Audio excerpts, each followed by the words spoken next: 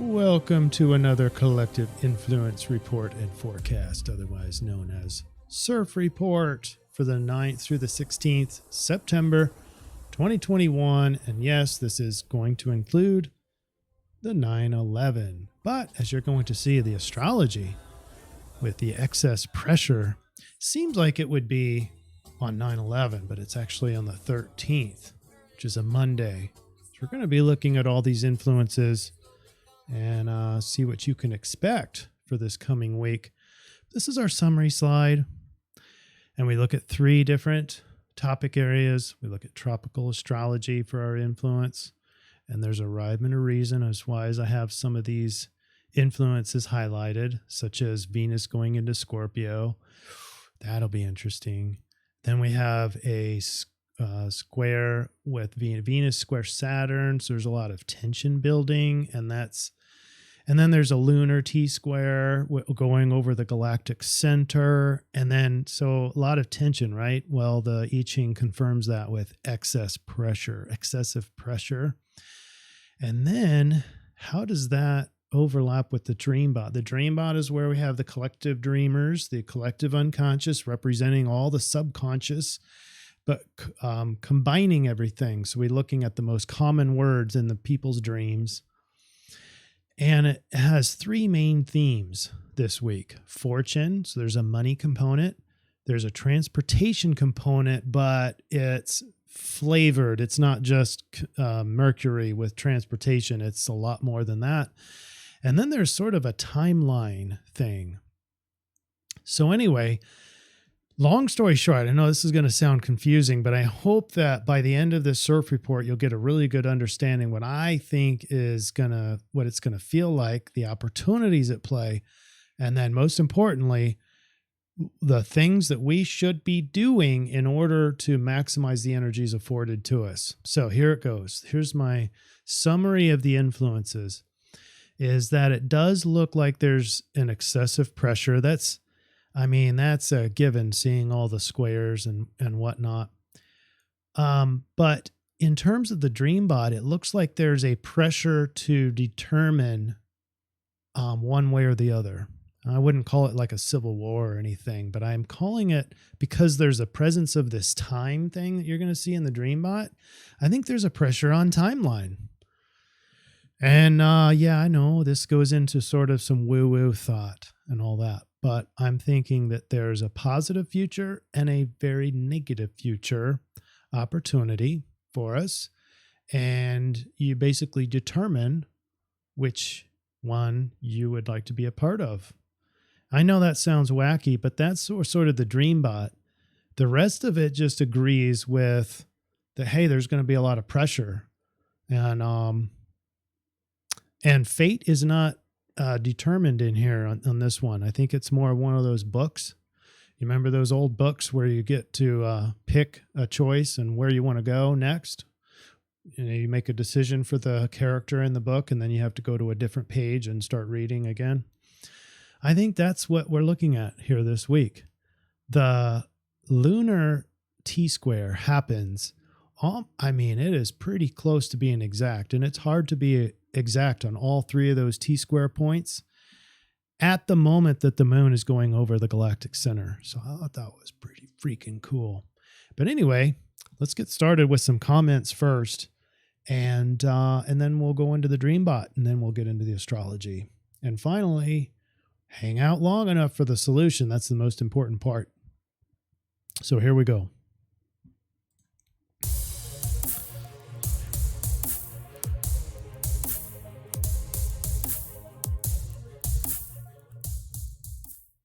All right. And remember, I apologize for skipping a week of comments, but I read all the comments and I really am enjoying hearing from the tribe. And these are from YouTube. There's a lot more comments on Telegram, and the tribe is over there exchanging data. We don't agree on everything. And I like it that way because I don't want it to be an echo chamber. We're not an echo chamber here. Or at least I hope we aren't, because we get a fuller, richer view of the world and also the collective unconscious and also all the influences. And being able to predict the future, I think, is better aligned when you include all of the different pieces and parts of information, especially in today's world. All right. Linda says, I love the part about Venus and trining Jupiter, my ruling planet. I love the part about balancing between doing and being with the outer planets versus the inner planets. And now that concept I'm highlighting today in this comment because that's shifting a little bit. So that's going to be towards the end of our week astrologically. But I thought that was unique as well. And she says, thanks, Chris. This is one of your really great ones. Thanks, Linda. I really appreciate that.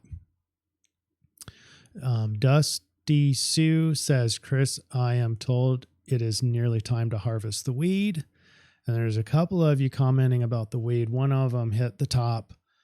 Carla, we missed happy birthday. So it was last week. This is a belated from our tribe, Carla. Happy 40th to you. I hope you had a great week. And knowing you know, another great, just a great summary of in that context, multiple contexts, about what this this whole influence and solution means, or an additional way to look at the influence and solution. I really like this toxic weed killer as a karmic thing, and then they've been contaminating our food and medical supply. Yep. Wouldn't that be some fitting karma? And then says, then we can relax with some celebratory organic weed infused goodies. The DreamBot no longer has weed in it, but has been replaced with some other good and bad things. All right, but the winners today is tied. T.A. White says, God gave us herbs for healing. That's that inference on weed, just like Dusty Sue. All right, then Default says, going to anticipate some vibes before listening. I encourage you all to do this, where take a little time to meditate, calm your heart before you listen to the CIRF reports, and sort of check in with yourself and just sort of see what's at play this week for you, and see if we have a tuning fork happening, a sympathetic resonance. And clearly Default has that this week, or at least last week, and wrote basically some of the same things. Patience proves irksome and will shake sense into many as overbearing, feeling a strong pull to taking time to enjoy the solace and reflections. There's a lot of similarities of what came out in the CIRF report.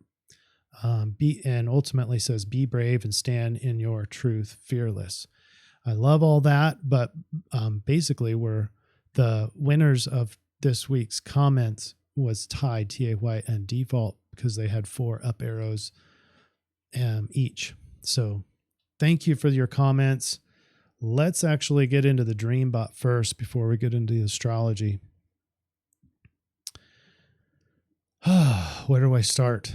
The biggest, boldest meme this week is transportation. And it's not like, and this is the orange, yellow-ish arrows. It's not like it's just transportation. Let's look at linguistic set number 2, and I'll contextualize this for you. Takes young train REM, including papers, husband, station.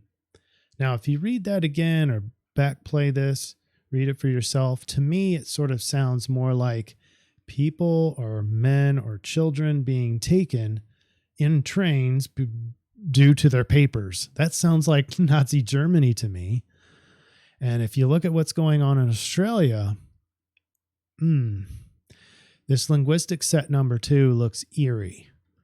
And it is associated with transportation, but all through this meme, it's sort of a being taken against your will sort of a context.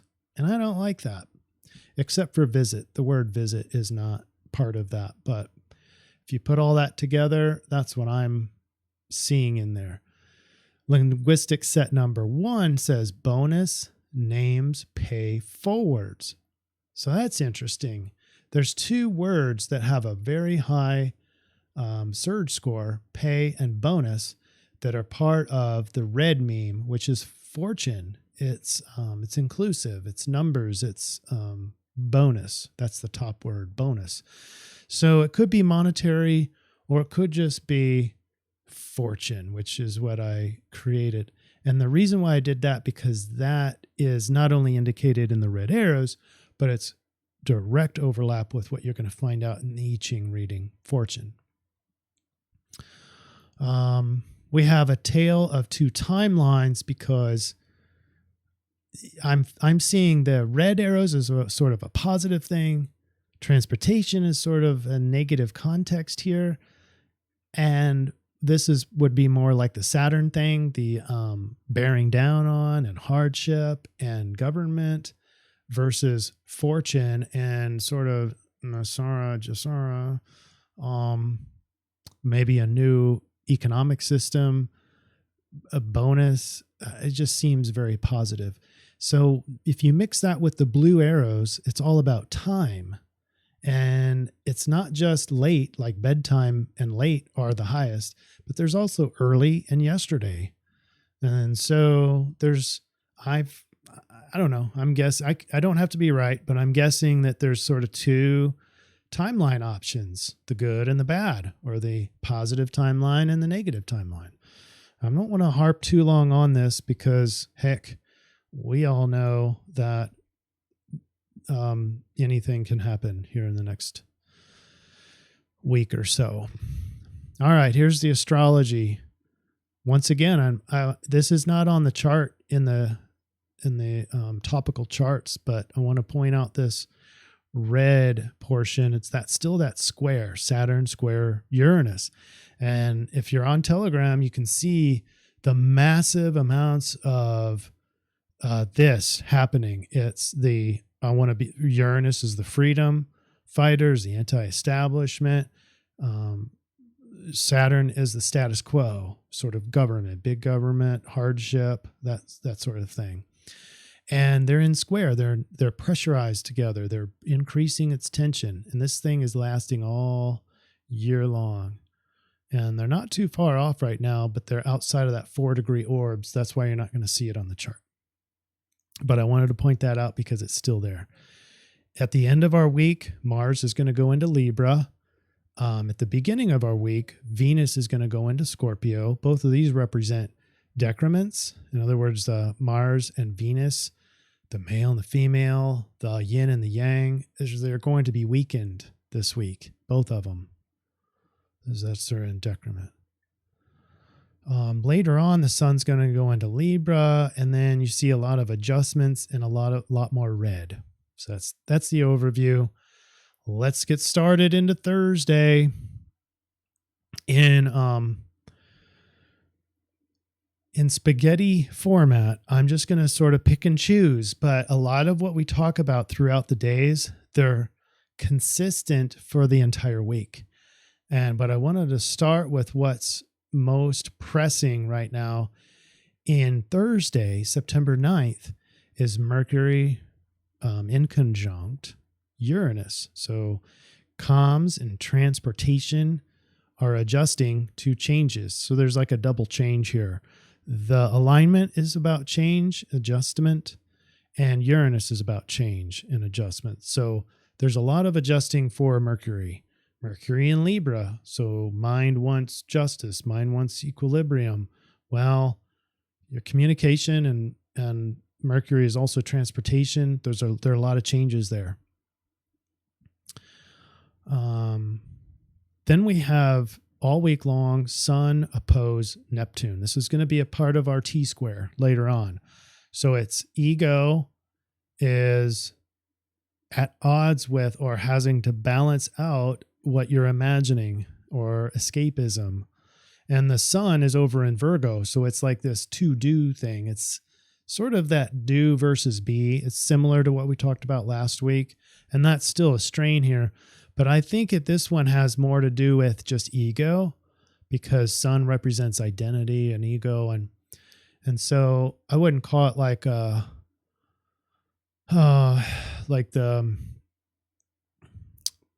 I can't remember what I was even going to say. The dark night of the soul. I wouldn't call it that. It's not that drastic, but you're having to balance out what needs to be done in terms of my identity, what can give myself value or identity, as is having to be balanced with how can I enjoy life? How can I get out of here? How can I escape? How can I connect with everyone else? How can I feel one with everyone else? So that's the balancing act there. And that will get more and more pressurized as we go along throughout the week. Then we have Sun trine Pluto. So it's a double whammy here. It's a triple whammy. So you've got Sun trine Uranus. So it's all easy to change your identity. Then you've got Sun trine Pluto. So it's easy to transform identities. There's a lot of easy changing for identity. And I don't mean to say that as a good thing. It could feel very disruptive for you. And meanwhile, you have to balance out what you imagined in the future or some skeletons in the closet. It's a mental constructs or memories from the past. And then obviously a lot of other trines, but also a lot of adjustments. It's spaghetti day, but we're going to get to some of these others. Friday, September 10th, you're starting to see the beginnings of more tension. This is when the tension is going to start to rise. And this one is Venus. So you've got a Scorpio moon. Who's a very obsessive emotions. You've got Venus in her last stages of Libra. So like crying because she's having to leave her home and go into Scorpio where she doesn't want to be because she's in decrement. So you got those together. Those are 7 degrees apart. So in conjunction on September 10th. And it's building tension against the status quo, government, the way things are, the foundation, the hardships, all that stuff. So there's building tension here, and that's going to set the stage for Saturday, September 11th. Now, this is not the most tense that you're going to feel. I'll just give you a little heads up. As we get into Monday, that's when you're seeing the T-square plus a lot of other squares. But for now, let's look at September 11th. You have the biggest news, Venus going into Scorpio. She's weakened. She's in decrement. She's crying because she had to leave home and leave where she was the most happy. And so now it's sort of like going into the darkness. That's a Scorpio. And leave me alone. It's hard to feel the natural things that Venus wants to do. It's like all the things I don't have, the complaining starts coming out, and we internalize a lot of these things. Venus representing harmony and peace. So harmony and peace are weakened. Venus representing the need to feel beautiful or be beautiful or seem beautiful by other people. Well, that's weakened. So the opposite is ugly, feeling exposed. Negotiation, mediation is part of Libra and Venus. And so that's all weakened. So if you've got this archetype of Venus just entering Scorpio weakened, all those archetypes are in conflict with the status quo. So that's going to add to what is not on the diagram. That's Uranus square Saturn, what we talked about before. It's the freedom, anti-establishment versus the establishment versus the status quo, all that stuff. And that's in conflict as evidenced by all the protests around from both sides. And this is going to add to it because Saturn, now you basically have a double square on Saturn, and one of those is Venus, a weakened Venus. So there's less ability than before to have peace. There's less ability than before to have harmony. So you might even have impulsive buying because Venus is more obsessed. If we go the finance route with Venus, that's weakened. And obsessive, weakened and obsessive. So I might be spending more money than I really wanted to, especially as things get conflicted and hard, and Saturn throws you some hardships or some hurdles to cross. That might make it easier to try to feel good because you're lacking the peace and harmony, or the contentment, or the beauty on the outside. Inside and outside is conflicted. So that's now that's ironic, because you got Saturday the 11th, you got Trump saying that there's going to be some sort of 9/11 event again. I don't know if he necessarily said 9/11. I mean, on this year's 9/11, but some sort of I don't know, event. And then you've got a lot of other people that are calling for other dates for false flags. So I don't know, but Venus going into Scorpio, it sure supports the idea that it's going to feel more conflicted, or more appropriately, I think it's going to feel like peace is harder to get. And with that, by default, everything feels more conflicted, but it's both. You see, it's both. So peace is in decrement and it's in a square. So conflict goes up. So both of those added together mean that conflict is highly possible.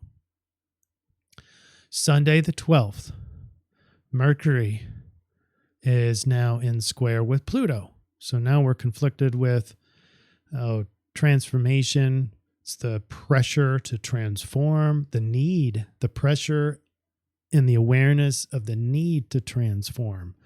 It's feeling alienated from my inner power, from my subconscious.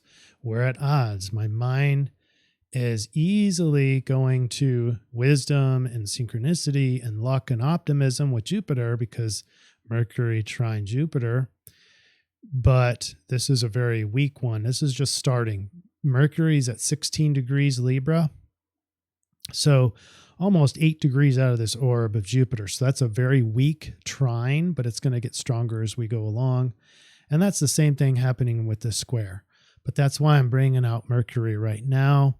It's at the beginning stage of both a conflict to my inner power, which feels alienated, which feels frustrating to the mind.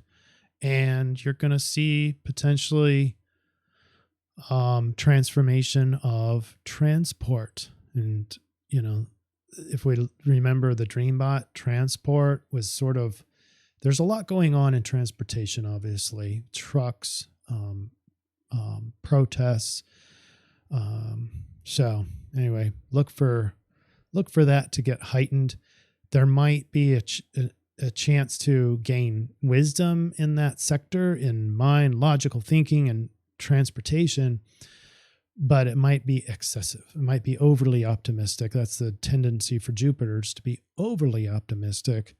And so there might be some problems there. When I see both of those alignments together on one planet, especially when the easy one is Jupiter, so it's easy to over optimize or be overly optimistic around thoughts, and then obviously miss or be conflicted or feel pressured to transform. So the attention might be more on the square because the trine is easy energy. All right, pressing into Monday the 13th. This is the big pressure day. This is the I-Ching. The I-Ching said big pressure, excessive pressure. The height of that was right in the middle of our CIRF week, but it's going to be Monday, September 13th. And something unusual is happening. I have this set for 12 o'clock, as I do for most of my slides. But this moon is going to, I looked for the exact time that it goes almost, all three of these, the sun, the moon, and Neptune all hang out at 21 degrees and change in their respective signs. And so when the moon gets up to 21 degrees and change, it just so happens that she is just passing the galactic center. So there's a lot of emphasis here. In a T-square, you've got the squares on both sides. You've got the opposition that we already talked about. And this pressurizes too, the opposition, because You remember the sun had the Pluto and the Uranus. Well, loses pretty much, that's waning. The Uranus goes away. And basically the whole focus today is not just the T-square, but the growing pressure everywhere. It is verbatim of what's going to be, we're going to find out in the I-Ching. It's verbatim. So excessive pressure everywhere. You've got mind and thoughts pressurized. You've got a weakened sense of peace and harmony pressurized. And now you've got your emotions and emotional response pressurized. So there's a lot of freaking pressure here. We're going to get to the solution later, but for this day, I think it is an opportunity. I think it's a hidden opportunity, and it has a lot to do with ego, identity. It's the pressure to know thyself, with that component of moon in Sagittarius. It's that combination of being emotionally invested in higher self. Sagittarius, Jupiter, these are the higher self, the transcendent beings that we are, the philosopher, the higher knowledge.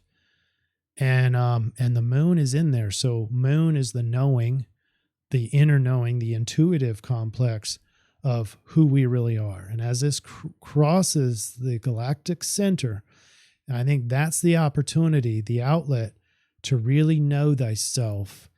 And you're going to see how that is a direct verbiage from the I-Ching as well. So just put this in your mind. You're going to see this slide later at a more like 4:00 p.m. because that's when the moon goes right over the galactic center. And I'm going to give you a timeline of how it goes through that whole gate, the rave mandala. But for now, on the 13th, just know there's an opportunity happening, and it's going to be with the moon in a big old T-square. And she is roughly halfway around her, or a quarter of the way. She's halfway to her full moon state. I don't think that's all that important, but just for those of you who think it's important, but more importantly, the moon going over the galactic center, opportunity exists, an outlet exists for that pressure. And I'll cover that later. The fruit, maybe I won't, I will cover it later, but the fruit of all this, the fruit of this opportunity is pure joy. Okay. Just thought I'd throw that out there. All right. Tuesday, the 14th. Tension remains and gets stronger on the need for peace because Venus is getting closer. So 4 degrees closer in orb to Saturn. So that square is getting tighter. You're losing a lot of the other ones. We're already starting to see the degradation or the waning phase of the opposition. So we have 3 trines and 3 squares. And what that means is, remember we talked about, I think it was one of the comments talked about the outer planets and the inner planets. That's the reverse. These are the inner planets. Venus, Mercury, Mars, Sun. These are the inner planets. They're faster moving, and they represent the outer aspects of us. And the inner or the outer planets are the reverse. They're all in reverse. They're all in retrograde, meaning that they go deeper inside of ourselves, but they're already the representative of the inner parts of us. The Saturn is more of the should, the foundation of life and the beliefs.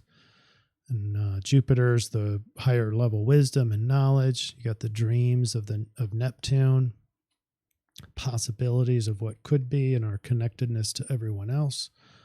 And Pluto, the inner power, the subconscious realm. But you can see a lot of these, what used to be all green arrows or trines, easy energy back and forth, you're starting to see now are squares. So the outer part of us is a little bit more conflicted than before, and that matches with the I-Ching. By the way, Mars on September 15th, Mars is going into Libra, and so is in decrement. And it's an air sign, so it's hard for Mars to really get much done. Mars is weakened. Your ability to get stuff done, the ability to fight is weakened. Remember, Libra is more of the peace, the negotiator, the mediator, and Mars is more of the fighter. So it is at odds with that energy. And luckily, it's got a trine to Saturn. So somehow those energies, those archetypes have easy energy coming back and forth. But on the Yang side, the Mars side, it's weakened. All right, let's get into the I-Ching. We have hexagram 28 with 2 change lines. Basically, what you need to know, something is about to collapse. A great pressure is causing an imbalance that needs correction. If the dam is about to burst, moving out of the way is your first priority. So moving out of the way, we don't know what's collapsing. I mean, it could be an economy, it could be a state of thought, it could be an ideology, it could be just about anything. Something is about to collapse. I'm not saying, this is not saying something will collapse, but maybe it will. Interestingly, it does talk about the dam is about to burst. So is that watch the water? Do we take this like literally? That's a question mark. Some people are saying that there's some storms over by the Three Gorges Dam. When a weight is upon your world, powerful movements present opportunities to make gains because everything is in a state of flux. One can either move in the direction of the positive change and improvement or towards stagnation. This also confirms the idea of a timeline pressure, or the pressure to figure out timelines. Are we going into the direction of positive change? Are we going into negativity or stagnation? This may be the moment you have been waiting for. Although the current challenge may seem to be more than you can handle, remember that a flood usually reaches its high water mark for only a few brief moments before it begins to subside. Here are the lines. These are important. Change lines gives you a little bit more context, a lot more detail on how to read what energies are present according to the I-Ching. So line 1, it's the bottom line, says, when embarking on an ambitious undertaking during turbulent times, the wise take great care, especially in the beginning. Proper planning is the key. Attending to careful preparation now will leave you in a much better position in the future. So the bottom line, get it, is to prepare. Line 3 says, plunging willfully ahead during the risky times against the advice of your friends and intimates invites trouble and is likely to make things far worse. Action is not advised, but neither is obstinacy. So this one suggests that I think that's in good combination with Mars going into Libra. Sort of a not a great time to do a lot of things other than just prepare. And I think a lot of that is mental preparation to be able to accept the things you can't control, but also in getting out of the way. It doesn't say put up a big fight here, it says let the dam burst and just get out of the way. So it's interesting, right? But it doesn't mean you can't prepare. So its bottom line was very clear. Now we go into the solution. When you put those change lines in, you get hexagram 58 in the I-Ching. This is joy. Joy feels like a sensation. I realize that, but in this case, I'm going to read it as, yes, behaviors. This is what you need to do in order to abide by the hexagram 58, joy. Happiness is rising from within and spreading out into the world. You see where we're going with this? Joy comes into the world through gentle means, but springs from a solid sense of self. The power of joy should not be underestimated. Do you recall the sun in that pressure system, in that T-square? Sun oppose Neptune. Not quite a dark night of the soul, but a search for self. And then that galactic center, the moon going over the galactic center, poses as this opportunity to really find self, and then the power of joy springs from that. The enjoyment of learning and discovery, for example, has served as the inspiration for much progress. As such, that which brings joy into the world is also a source of much potential. True joy is a beacon in the world. Being so rare, its presence is an indication of good fortune now and in the future.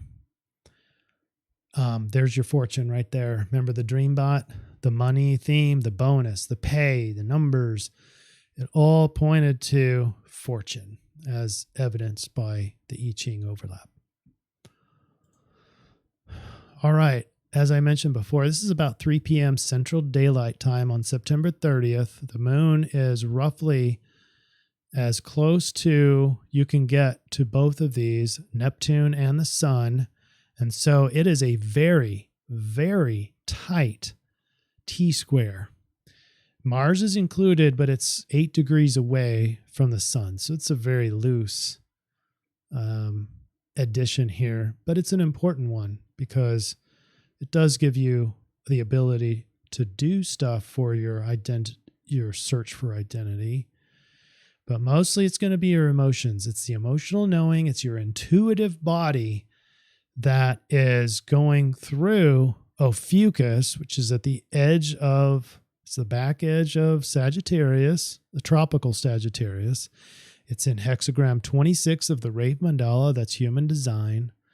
And we're going to use the Ophiuchus solution. We rarely get to do this because Ophiuchus is so small. Yes, in the true Sidereal Astrology, there is that 13th planet. It's clearly out there in a constellation. And so when you look up in the sky, this moon, if you were able to see the moon at 4 p.m. Central Time, some of you might in different places in the world, you should see the moon in the constellation of Ophiuchus as you stand. Remember, sidereal is what you see out in the sky. All right, so we need to go look at 26. Hexagram 26 is the gate of the egoist. We're back to self-identity. Isn't this crazy?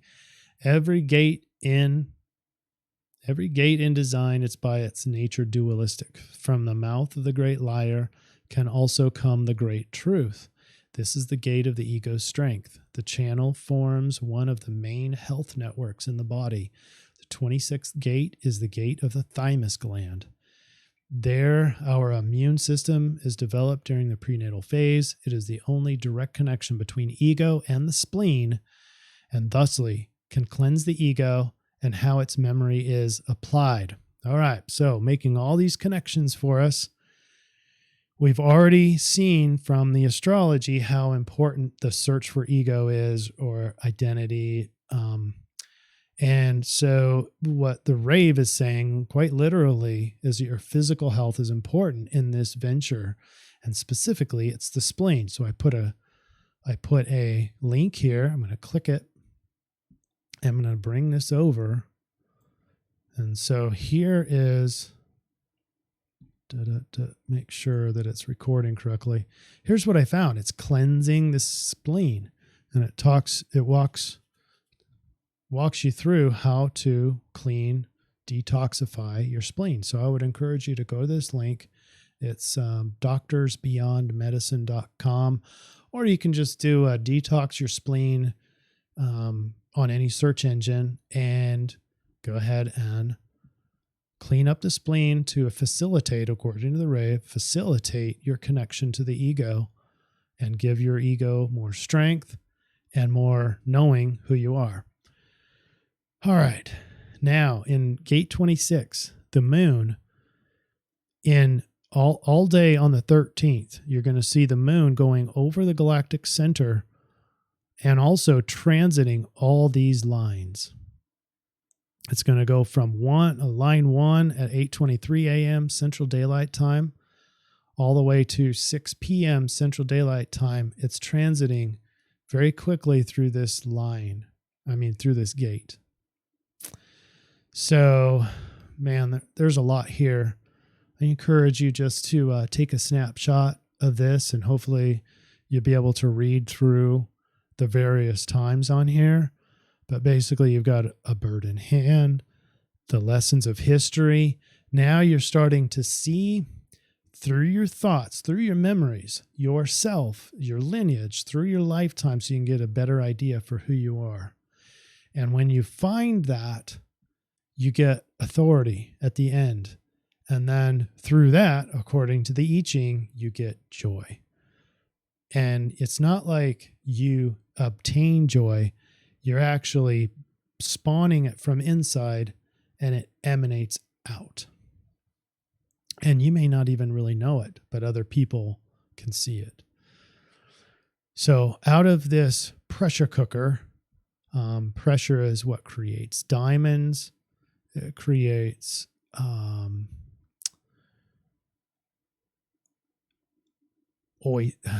oyster pearls. Golly. I woke up early this morning, so I'm reaping the benefits of being tired.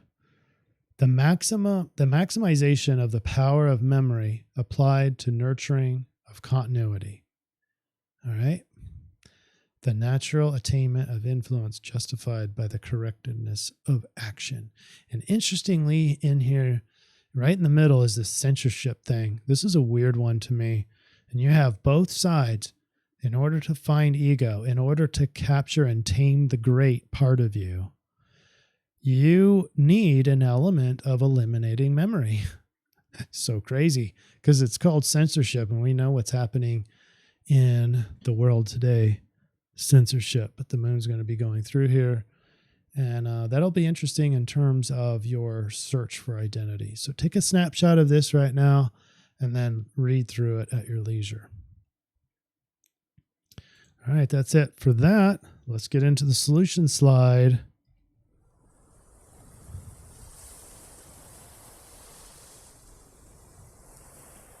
Go to interzension.com.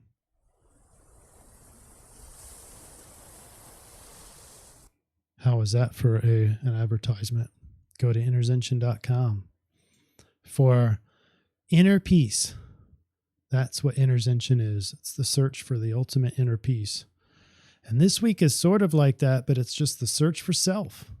And when you find it, hopefully through the Galactic Center, in a very heightened emotional state, is going to become that emotional knowing. And the significance of that heightened emotional state is the increase in emotional knowing. In other words, intuition. All righty, here we go. Here's the solution slide. So we had I-Ching 58, joy. Joy must originate from within. You know the kind of joy that you get from getting something and obtaining it, or getting a nice piece of or nice dish with dinner, and you put it inside of yourself, and that's supposed to be joy. It's not this kind of joy. This is the existential joy that doesn't come from consuming anything or getting something. It's a seeking self, self-understanding, self-acceptance. So you have to enter into the learning mind, be curious, don't be fearful, and then be the beacon of joy. The Rave Mandala. You know what? Interestingly, before we get to the rave, have you noticed this? The people who are living in fear, they are losing their minds on the people who who have already found this joy, and just living their lives and just being the joy. And it's a genuine joy. And the people who haven't figured it out yet are watching that happen, and they're either converting over or they are just literally going nuts.